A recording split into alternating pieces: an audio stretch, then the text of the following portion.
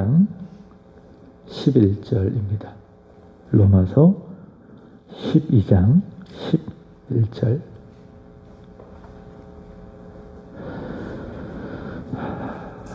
다 같이 읽겠습니다. 시작. 부지런하여 게으르지 말고 열심을 품고 주를 섬기라. 아멘. 오늘 예배를 드리시고 다른 건 다 잊어버려도 이 말씀만 여러분이 기억하고 외운다면 이 시간 성공한 줄로 믿습니다. 한 번 더 읽겠습니다. 시작. 부지런하여 게으르지 말고 열심을 품고 주를 섬기라. 자, 눈 감고 한번 볼 기회 드릴까요? 한번 보고, 자, 한번 외워보겠습니다. 시작. 부지런하여 게으르지 말고 열심을 품고 주를 섬기라. 한 번 더. 시작. 부지런하여 게으르지 말고 열심을 품고 주를 섬기라. 아멘. 자, 우리 정순복 집사님, 정순영 집사님, 김혜영 권사님, 무시숙 권사님 서로 보고 한번 이 말씀 외워보시기 바랍니다. 자,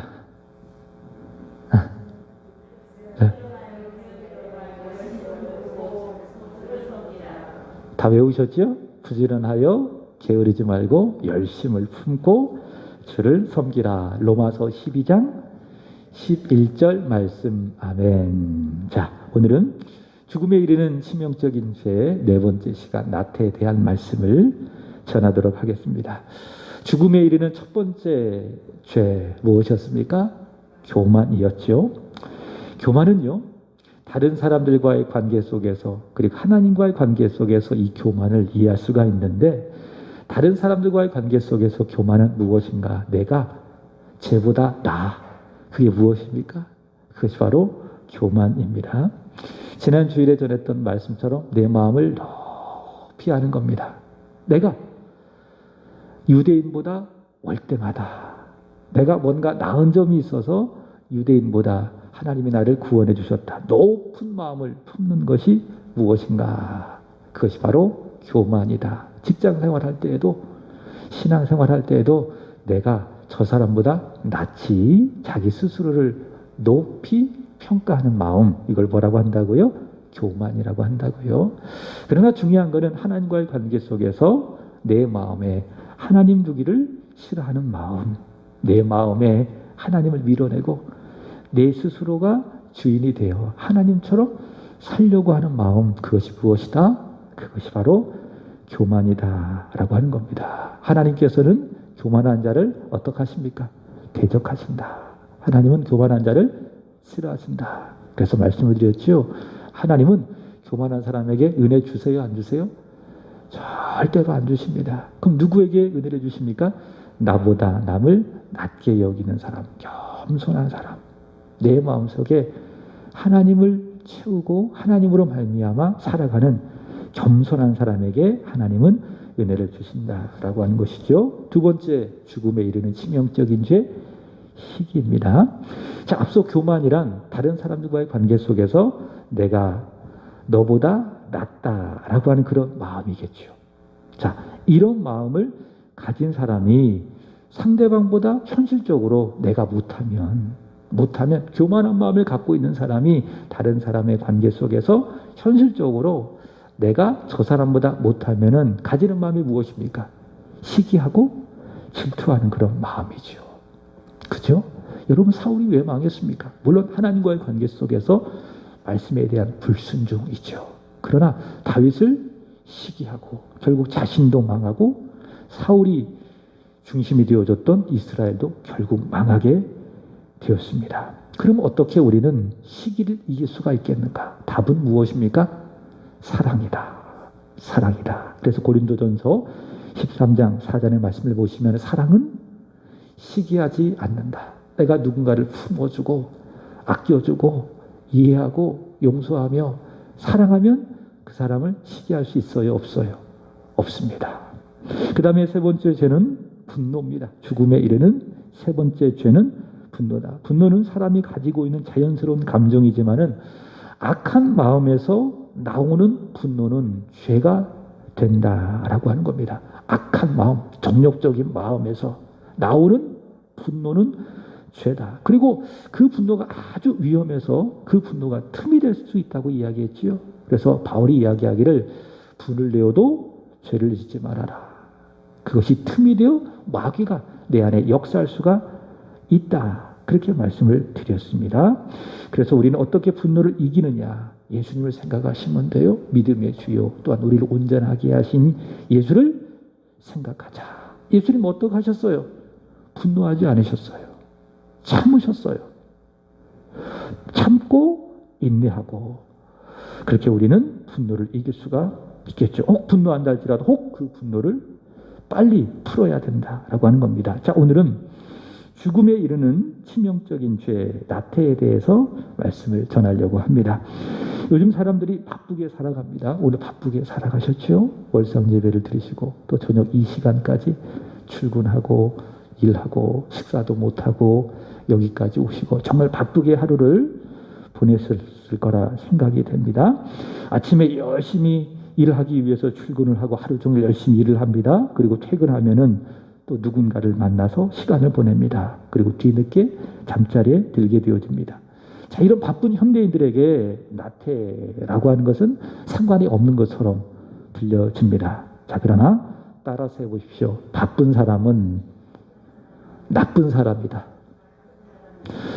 바쁜 사람은 나쁜 사람이다. 제가 말씀을 드렸습니다. 이해가 안 되시죠? 왜 그러느냐? 하루 종일 이거 저거 시간에 쫓기면서 바쁘게 살아간다라고 하는 이유로 신앙인으로서 예수 믿는 사람으로서 하나님 앞에 마땅히 해야 될 것을 하지 않을 때에 그 사람은 나쁜 사람이 될 수 있다라고 하는 것이죠. 그런 이유에서 바쁜 사람은 어떤 사람? 나쁜 사람이다. 그런 사람을 또한 나태한 사람이다. 그렇게 말씀을 드릴 수가 있습니다. 아주 오래전에 나온 책이 하나 있는데 미국 윌로우 크릭 교회의 담임 목사님이셨던 빌 하이베스 목사님이 쓰신 이런 책이 있습니다. 너무 바빠서 기도합니다. 라고 하는 책이 있습니다. 처음 들어보셨죠? 너무 바빠서 기도합니다. 우리는 핑계가 되죠. 시간이 없어서 기도 못해요. 너무 바빠서 기도 못해요. 우리는 핑계를 대기도 합니다. 근데 그게 뭐냐? 게으름이라는 거예요. 나태함이라는 거예요. 반대로 생각하셔야 된다는 것이죠. 너무 바빠서 뭐 해야 됩니까? 기도해야 됩니다. 기도해야 바쁜 하루를 열심히 주 위에서 살아갈 수가 있겠죠. 시간이 없다고 너무 바쁘다고 기도하지 않는 것은 이유가 되지 않는다. 핑계다. 그것은 게으름이다. 그것은 나태함이다. 제가 자주 소개하는 종교개혁자 루터는 기도하는 사람이었습니다. 그가 이렇게 이야기했습니다. 나는 할 일이 너무 많아서 아침 3시간 기도를 해야 됩니다. 오늘 하루 할 일이 너무 많이 있기 때문에 그는 아침에 3시간 기도를 해야 됩니다. 이런 고백을 했습니다. 그래서 여러분 바쁠 때일수록 더 무엇에 집중하셔야 돼요? 기도에 집중을 하셔야 됩니다.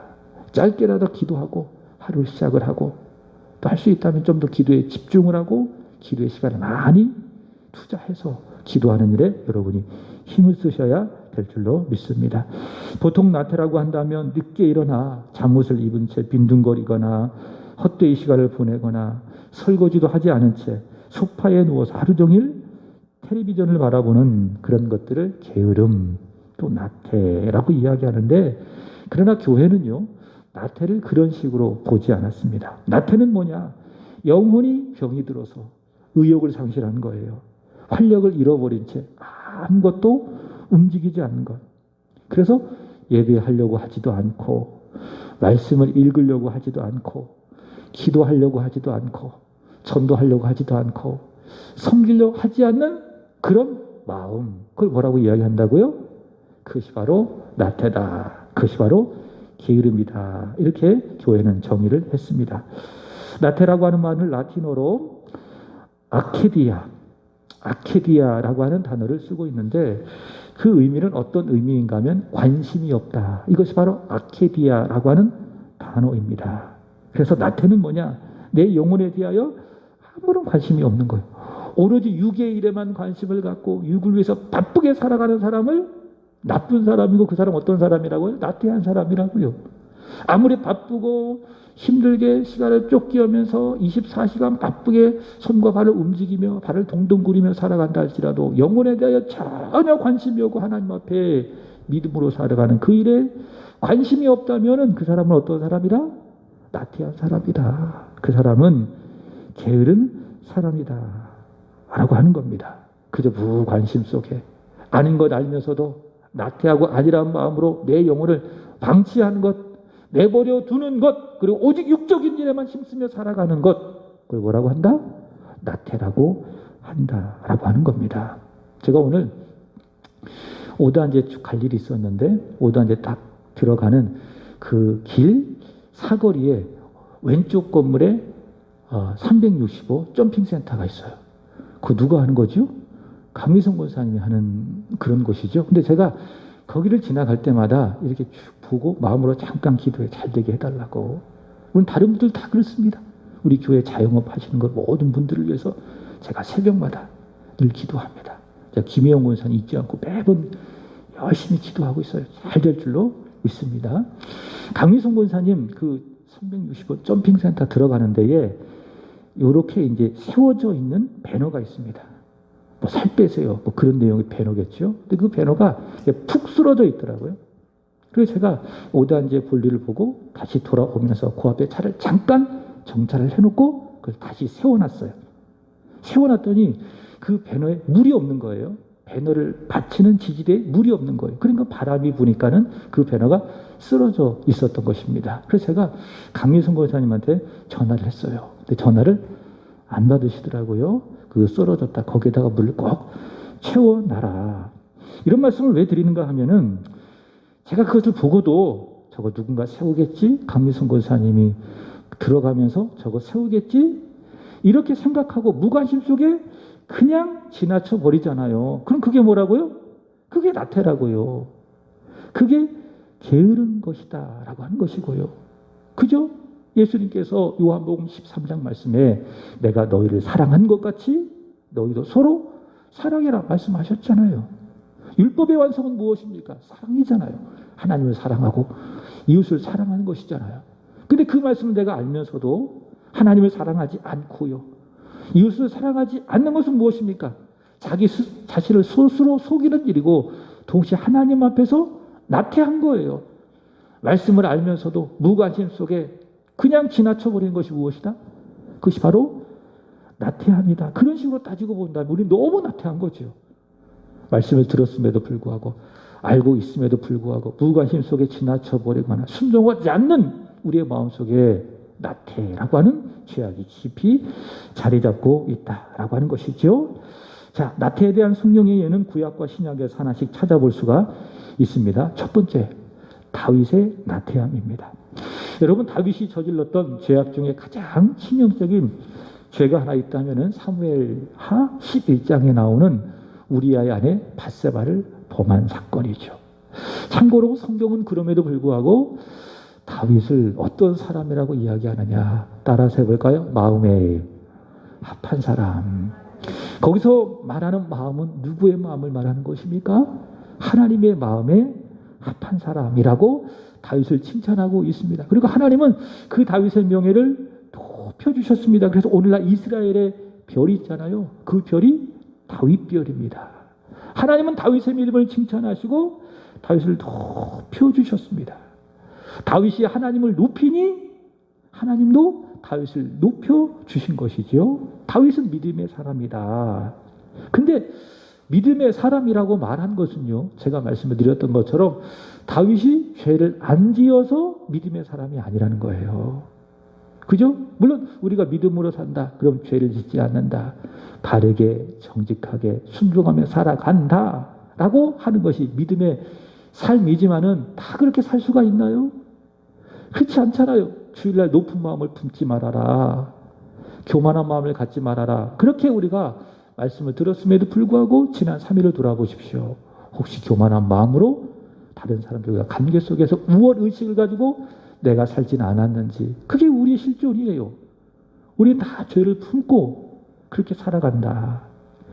다윗이요, 죄를 안 지어서 믿음의 사람이 아니라 하나님이 다윗을 믿음의 사람으로 인정한 것은 그가 죄를 지었을 때에 즉시 하나님의 말씀을 듣고 회개했기 때문에 다윗은 성경에서 하나님을 향한 믿음의 사람이요 하나님의 마음에 합한 사람이라고 하나님은 그를 평가한 것이죠. 죄를 안 지어서가 아니라 일평생 하나님 앞에서 기도하면서 하나님께 매달렸던 사람이기 때문에 성경은 다윗을 믿음의 사람이라 또한 하나님의 마음에 합한 사람이라고 한다라고 하는 겁니다. 자, 그 사실을 여러분이 기억하시고요.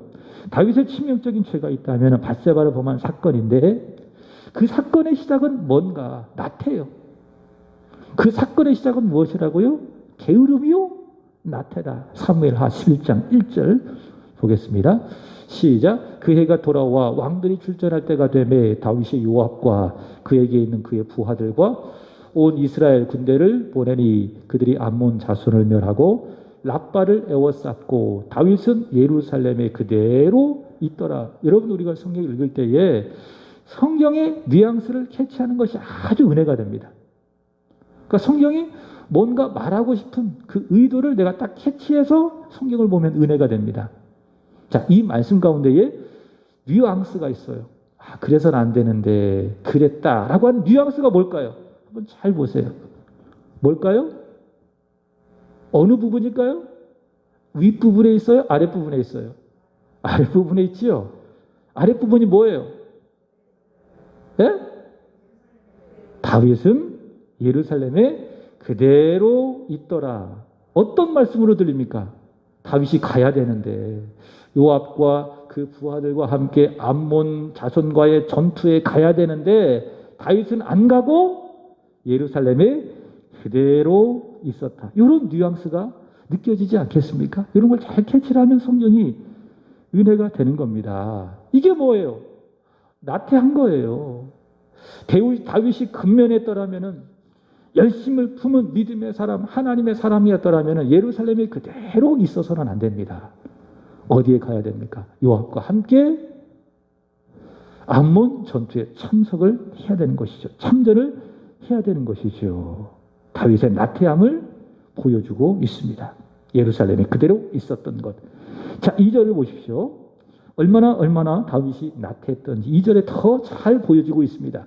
시작. 저녁 때에 다윗이 그의 침상에서 일어나 왕궁 옥상에서 거닐다가 그곳에서 보리 한 여인이 목욕을 하는데 심히 아름다워 보이는지라. 저녁 때까지 뭐 했어요? 침상에 누워 있었어요. 이런 거를 누워 있었다고 하지 않냐고 좀 속된 말로 자빠져 있었다. 그렇게 이야기하고 싶어. 자빠져 있었다. 그죠? 자빠져 있었다. 저녁 때까지 침상에 자빠져 있다가 이렇게 이제 딱 일어나가지고 왕궁옥상을 쭉 거니다가 거기서 밧세바가 목욕하는 장면을 보고 다윗의 마음이 굉장히 나태해져 있어요. 해야 될 일을 하지 않냐고 가야 될 곳에 가지 않냐는 하나님 앞에서 이스라엘의 왕으로서 굉장히 나태해져 있으니까는 그게 틈이 된 거예요. 그래가지고 마귀가 다윗을 유혹해서 만약 다윗이 여러분 성령 충만했다면은 거기에 있지도 않았겠죠. 만약 다윗이 혹 사정에 의해서 전쟁에 못 나가고 예루살렘의 궁정에 그들이 있으면서 말씀을 깊이 묵상하고 하나님을 묵상하고 열심히 기도하고 했다면은 옥상에 갈 일도 없고요. 혹 갔다 할지라도 그 광경을 보고 유혹에 안 빠졌을 거예요. 그러나 다윗의 마음이 완전히 무장이 해제되어진 거예요. 완전히 나태해진 겁니다.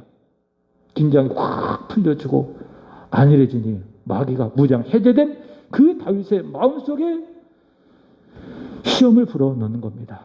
그러니 그 마음으로 밧세바를 보니 안 넘어가겠어요?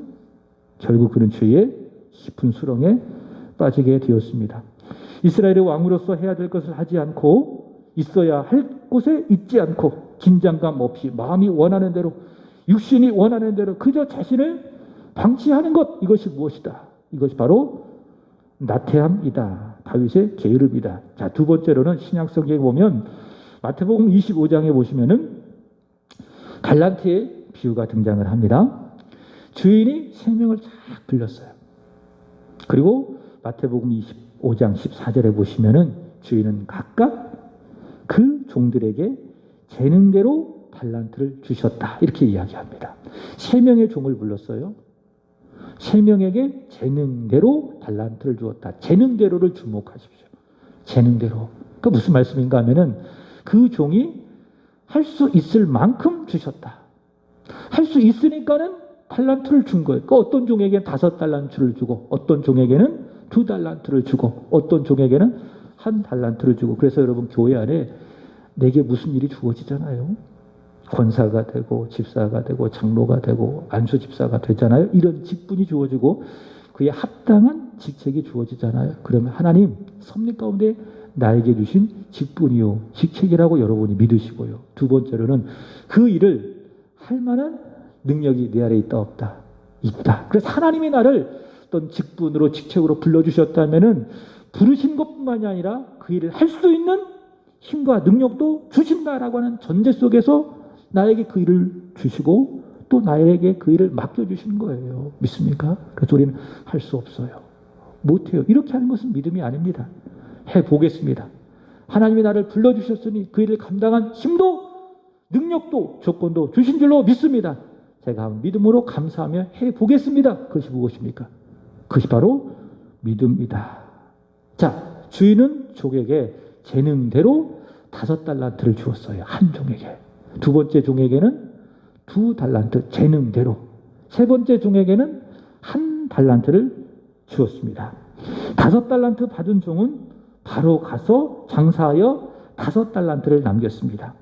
2달란트 받은 자도 역시 장사하여서 다시 2달란트를 남겼습니다. 그러나 문제는 1달란트 받은 종입니다. 어떻게 했느냐? 받자마자 그것을 땅에 팠어요. 그리고 그 주인의 돈을 땅에 감추었습니다. 이게 뭡니까? 이게 나태입니다. 만약 열심히 있었다면 나태하지 않았다면 어떻게 했어요? 받자마자 즉시 가서 장사하든지 그것을 가지고 일을 하든지 해서 이익을 남겨야 되겠죠. 그러나 하지 아니하고 주인의 뜻을 전혀 무시한 채 그저 땅에다가 파 묻어둔 것, 그것은 바로 1달란트 받은 종의 나태를 보여주고 있다라고 하는 겁니다. 자, 그 주인이 1달란트 받은 나태한 종을 향하여 주시는 책망입니다. 다 같이 시작. 그 주인이 대답하여 이르되 악하고 게으른 종아, 나는 심지 않은 데서 거두고 해치지 않는 데서 모으는 줄을 내가 알았느냐. 자, 뭐라고 이야기하죠? 악한 종이라고 이야기해요. 게으른 종이라고 이야기해요. 그죠? 나태한 종이라는 거예요. 주인이 원하는 것은 무엇입니까? 1달란트 받았으니 열심히 일을 해서 열심히 장사를 해서 또 1달란트 남겨라. 그게 주인이 원하고 또 그 종이 해야 될 일 아니겠습니까? 근데 무관심 속에 그저 그 달란트를 땅에다 팍 묻어놓고 그것을 있는 그대로 가져다 주었을 때에 주인이 분노하며 그를 향하여 악하고 게으른 종아, 그의 나태함을 이렇게 책망하는 것을 볼 수 있습니다. 자, 이렇게 신약과 구약의 나태에 대한 내용들을 한번 정리를 해보았습니다. 자, 그 다음에는 나태한 사람들의 특징이 있습니다. 나태한 사람들의 특징이 있습니다. 2가지가 있습니다. 첫 번째로는 나태한 사람들은 항상 미룬다라는 거예요. 자신이 오늘 하나님 앞에서 해야 될 그 일을 내일 하지 뭐라고 하면서 늘 답으로 미룬다라는 거예요. 그죠? 그리고 뭐 하라고 그러면은 제가 한번 생각해보고 다음에 할게요. 이런 사람들이 있어요. 지금 즉시 해야 되지. 꼭 다음에 한번 생각해보고 제가 할게요. 이렇게 미루는 사람들이 있습니다. 아주 습관적으로, 아주 자연스럽게 따지고 보면 그 마음에 매우 게으른 겁니다. 매우 나태한 것입니다. 앞서 달란트 비유에서 5달란트 받은 사람이 어떻게 했는지 한번 잘 보시기 바랍니다. 마태복음 25장 16절. 자, 시작. 5달란트 받은 자는 바로 가서 그것으로 장사하여 또 5달란트를 남기고. 자, 보십시오. 이 말씀 속에 어떤 말씀을 주목해야 되는가 하면은 바로 가서. 그죠? 5달란트를 주인으로부터 받았어요. 받는 즉시 바로 가서 그것으로 장사해서 또 5달란트를 남겼다라고 하는 겁니다. 그러나 나태한 종은요, 받았어요. 1달란트를 받았습니다. 근데 바로 가서 장사하지 아니하고 다음에 하지 뭐, 내일 하지 뭐, 이렇게 하면서 미루더니 결국 그것을 땅에 파서 묻고 말았습니다.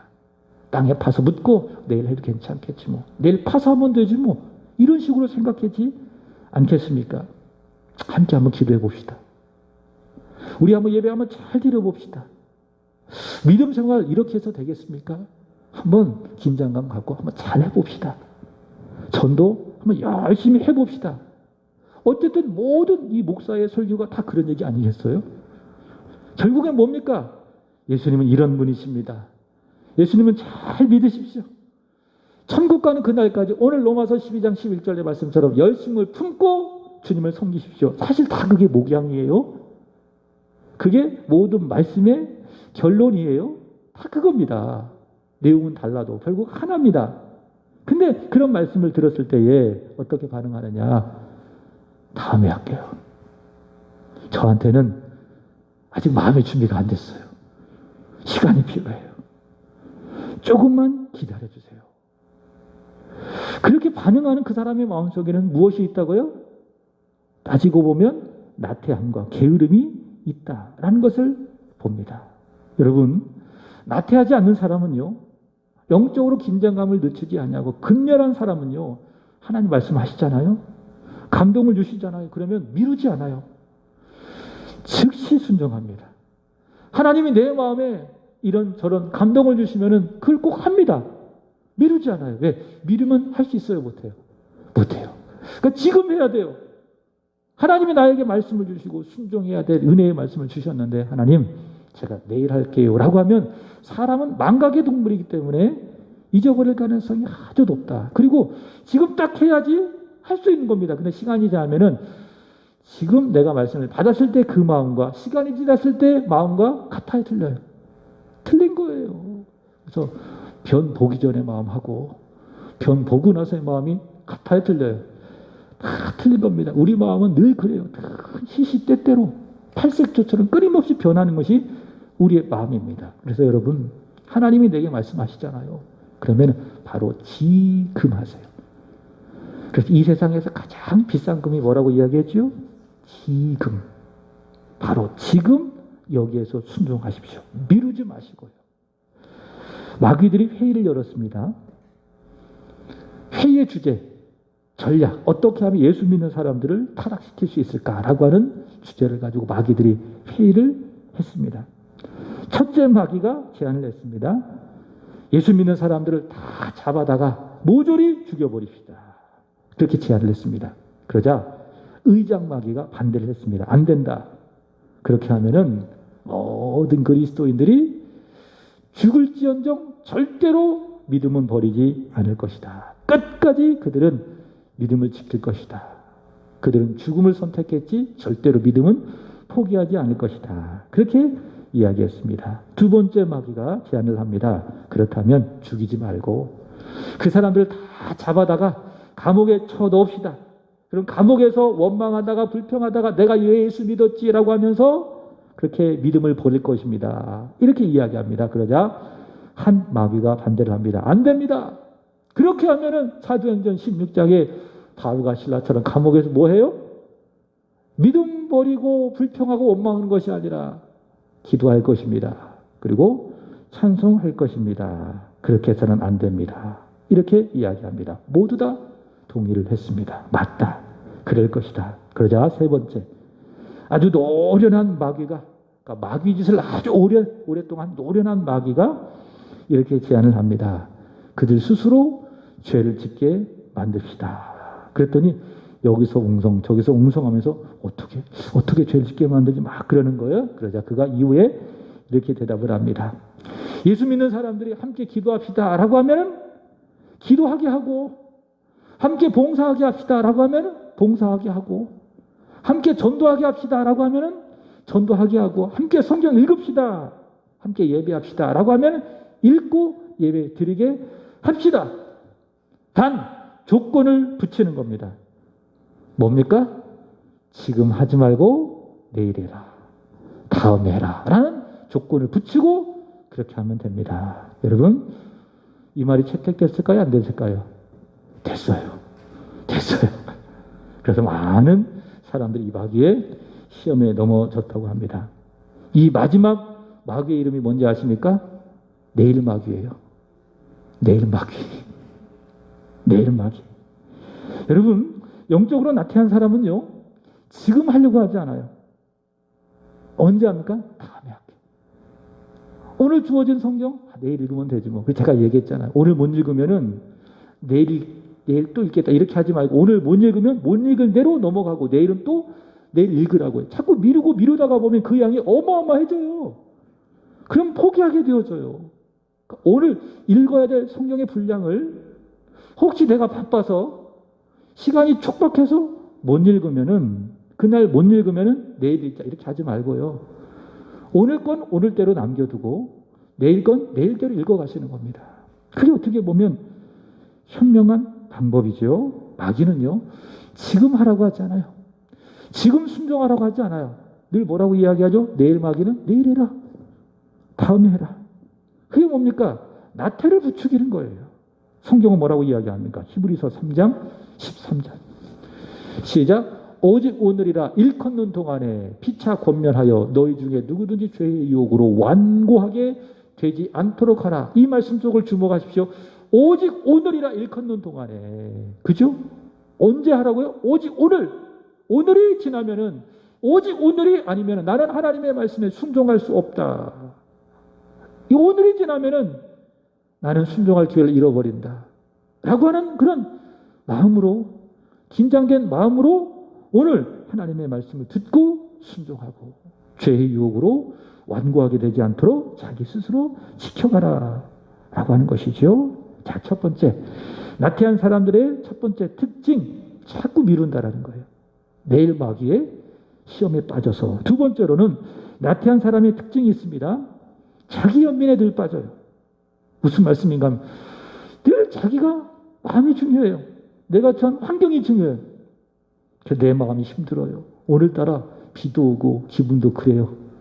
비도 오고 기분도 그렇게 해요. 우울해요. 그리고 내가 처한 상황도 참 안 좋아요. 이렇게 짜증나고 불평스러운지. 그래서 내 마음도 힘들고 내 기분도 별로 안 좋고 또 내가 처한 환경도 너무 어려우니 너무 힘드니 나는 못하겠어. 이게 뭔지 아세요? 이게 자기 연민이에요. 이게 내가 나태하다라고 하는 증거. 근데 많은 사람이 그렇게 하지 않겠습니까? 어떤 분, 우리 교회는 아닙니다. 전 교회에 있었을 때에 주일날 교회 안 나오신 분이 있어가지고 찾아갔어요. 그래서 이제 쭉 이야기하면서 주보도 드리고 또 권면도 하면서 지난 주일날 못 뵀네요, 집사님. 그러더니 하는 말이 기분 나빠서요. 기분 나빠서 안 나왔대. 그리고 주차장 오다가 주차할 데 없어가지고 화딱지가 나가지고 그냥 돌아갔대. 다 뭐예요? 나태한 거예요. 다 자기 마음에 빠지고 자기 연민에 빠져서 나태하다라고 하는 증거입니다. 그러니까 나를 벗어나야 돼요. 신앙생활 제대로 하려면. 내 기분을 벗어나야 되고. 그래서 기분 나쁘다고 기도 중단해서는 안 되고요. 기도 더 열심히 하세요. 하나님 기분 좋게 해주십니다. 마음이 우울하면 더 하나님께 기도하십시오.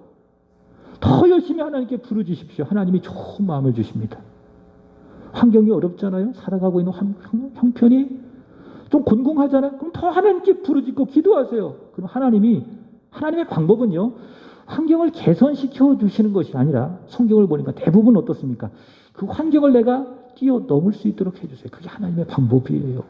우리가 기도할 때마다 이것 뚝 떨어지고 저것 뚝 떨어지고 이 환경도 바꿔주고 저 환경도 바꿔주고 이렇게 해주시면 얼마나 좋겠어요. 그러면 끝이 없어요. 내가. 그러니까 하나님의 기도의 응답은 무엇인가 하면은 내 환경을 바꿔주시는 것이 아니라 내 마음을 바꿔주시는 거예요. 그래가 나로 하여금 그 환경을 지배하고 뛰어넘을 수 있도록 하게 하시는 거예요. 그래서 보세요. 기도하면은 세상이 달라 보여요. 내가 처한 상황 하나도 바뀌지 않았어요. 여전히 문제투성입니다. 근데 어때요? 기도하고 나니 기쁜 거예요. 기도하고 나니 감사한 거죠. 그리고 마음에 자신감이 생기는 거죠. 내가 주를 힘입어 한번 부딪혀 버리라. 이겨내리라. 그게 뭡니까? 기도하는 사람에게 주시는 하나님의 은혜. 열왕기상 19장에 보시면은 로뎀나무 아래서 죽기를 구했던 엘리야가 자기 연민에 빠져서 아주 나태해 있었습니다. 이세벨이 죽이려고 해요. 그랬더니 마음이 우울해지는 거예요. 갑자기 급 우울증이 찾아왔습니다. 두려운 가운데에 로뎀나무 아래 뛰어가서 하나님 앞에 죽여달라고 구하잖아요. 나는 더 이상 살 이유가 없습니다. 이제 선지자 노릇 그만하고 싶습니다. 저 악한 이세벨과 아합 앞에서 그들의 게임에 빠져서 우상 숭배하고 있는 이스라엘 백성들 앞에서 나 더 이상 선지자 사역하고 싶지 않아요. 하나님 차라리 제 생명을 거두어 주세요. 그게 뭐예요? 자기 연민에 빠진 거예요. 그 하나님께 그렇게 구한 거예요. 그게 뭡니까? 엘리야가 가졌던 나태함이다라고 하는 것이죠. 그래서 여러분, 나태함이라고 하는 거는 그 누구의 얘기가 아니에요. 하나님의 사람 엘리야도 나태해졌어요. 저도 나태해질 수 있어. 여러분도 충분히 나태해질 수가 있다라고 하는 겁니다. 자, 이제 결론적으로 성경이 우리에게 이 나태함에 대하여 나태해서는 안 된다라는 말씀을 정리해보고 마치도록 하겠습니다. 자, 우리가 읽었던 말씀 로마서 12장 11절 잃어버리셨나요? 자, 눈 감고 시작. 부지런하여 게으르지 말고 열심을 품고 주를 섬기라. 믿습니까? 첫 번째, 나태하지 말아라. 부지런하라. 게으르지 말고 어떻게 섬겨라? 열심을 품고 주님을 섬겨라. 이야기하고 있습니다. 하나님도 이 세상을 창조하신 후 사람에게 명령하신 것은 부지런함이었습니다. 읽어보겠습니다. 창세기 1장 28절 하나님이 그들에게 복을 주시며 이르시되 그들에게 이르시되 생육하고 번성하며 땅에 충만하라. 땅을 정복하라. 바다의 물고기와 하늘의 새와 땅에 움직이는 모든 생물을 다스리라. 이 말씀 속에 하나님이 명령하신 것 중에 나태함이 있어요? 게으름이 있어요? 아니죠. 굉장히 근면하게 열심을 품고 이 세상을 섬겨야 됨을 하나님께서 말씀하셨죠. 생육하고 번성하고 땅에 충만하고 땅에 정복하고. 여러분, 하나님이 참 근면하신 분이십니다. 오늘 새벽에 말씀을 드렸죠. 이사야 31장 5절의 말씀을 보시면 하나님께서 마치 어미새가 새끼를 보호함과도 같이 유다 백성들을 보호할 것인데 호위하시고 건지시고 뛰어넘으시며 그들을 구원하시겠다. 굉장히 하나님은 열심 있는 하나님으로 우리에게 보여주고 있습니다. 예수님도 보시기 바랍니다. 예수님 정말 열심히 사셨습니다. 얼마나 예수님 근면하게 열심히 사셨는지 식사를 할 겨를도 없으셨습니다. 마가복음 3장 20절 시작. 집에 들어가시니 우리가 다 모임으로 식사할 겨를도 없는지라. 그죠? 공생의 3년 동안 얼마나 예수님 부지런하게 열심을 품고 사역하셨던지 식사할 겨를조차 없으셨어요. 그래서 예수님께서 배를 타고 제자들과 함께 가실 때에 그 바람이 막 불고 풍랑이 이는 그 시간에도 예수님 어떻게 하셨어요? 배의 한 고물에서 잠을 주무시고 계셨던 거예요. 너무 이게 인간의 의심을 갖고 피곤하시니까 정말 열심히 이렇게 주를 위해서 살아가셨죠. 요한복음 13장의 말씀을 제가 지난 새벽에 전하면서 또 근면 열심히 했던 예수님의 모습이 보이더라고요. 예수님께서 제자들의 발을 씻겨주실 때 어떻게 했는지 잘 보십시오. 4절 시작. 저녁 잡수시던 자리에서 일어나셨어요. 그 다음에 겉옷을 벗으셨어요. 그 다음에 수건을 가져다가 그 다음에 허리에 탁 두르시고 그 다음에 대야에 물을 떠서 제자들의 발을 일일이 다 닦아주시고 그 다음에 어떻게 하셨어요? 수건으로 닦기를 시작했어요. 어때요? 정신없죠? 그죠? 굉장히 열심을 품고 제자들을 섬기시는 예수님을 볼 수가 있습니다. 다 닦아줬어요. 그 다음 12절 시작. 그들의 발을 씻은 후에 다시 옷을 입으시고 다시 앉아 그들에게 이르시되. 그죠? 다 씻으신 다음에 야, 내가 이렇게 힘들게 했으니까 이제 나머지 니네들이 다 정리 이렇게 하지 않냐시고 다 씻으신 후에 다시 옷을 다 입으시고 제자들에게 하나님의 말씀을 전하시는 예수님, 근면하신 예수님을 볼 수가 있습니다. 여러분, 오늘 우리가 하나님 앞에서 행해야 될 일들이 있습니다. 저는 개인적으로 제가 매일 읽어야 될 성경의 양이 있습니다. 또 꾸준히 있는 책들이 있습니다. 이런 것들 저는 미루지 않고 웬만하면 하려고 해요. 이 일들을 내가 만약에 거르잖아요. 그럼 내가 나태해진 거예요. 제 스스로 제가 나태하지 않는 제 컨트롤하는 방법이에요. 여러분, 하나님 앞에서 내가 우리 세한교회의 권사로서 또 집사로서 목사로서 해야 될 그 일들이 있어요. 또 예수를 믿는 한 신앙인으로서 내가 해야 될 일들이 있습니다. 그 일을 여러분 열심히 하십시오. 부지런히 하십시오. 미루지 말고 오늘 하십시오. 자기 연민에 빠져서 내 마음이